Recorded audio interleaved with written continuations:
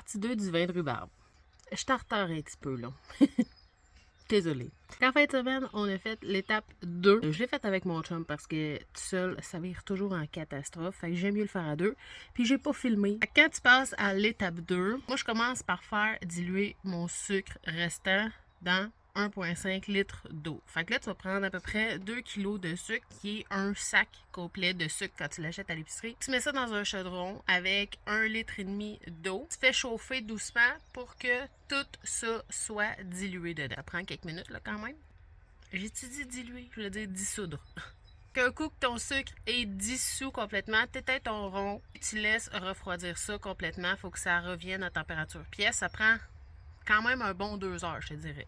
Il y a des levures naturelles sur les fruits. Si tu mets de l'eau trop chaude là-dedans, ça va toutes les tuer. C'est pas ça qu'on veut si on veut avoir du vin. Après ça, il va falloir que tu filtres le liquide. Fait que là, tu y vas de la technique que tu veux en autant que tu filtres.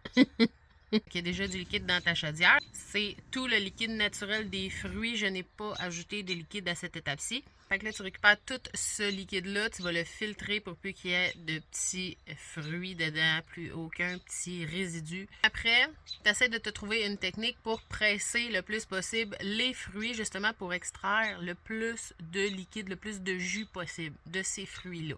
Un coup que tout ça est filtré, tu mets ça en tourie. Là, moi, j'en ai une en verre. N'oublie pas d'ajouter ton eau sucrée aussi qui est rendue à température ambiante. À cette étape-ci, moi, je mets un petit barboteur par-dessus. C'est important, dans le fond, pour laisser sortir le pétillant. Il faut que les gaz puissent sortir. Si c'est complètement hermétique, ça va te faire un dégât.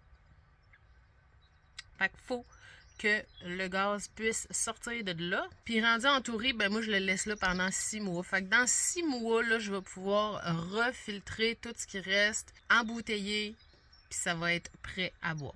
Pendant ce temps-là, il va y avoir le sédiment qui va se déposer dans le fond. Fait que là, mon vin va devenir vraiment très, très clair, très translucide. C'est un vin quand même rosé. Là. Ça fait un beau petit liquide rose, vous allez voir. Il reste juste à patienter jusqu'en décembre. C'est tout. OK, bye!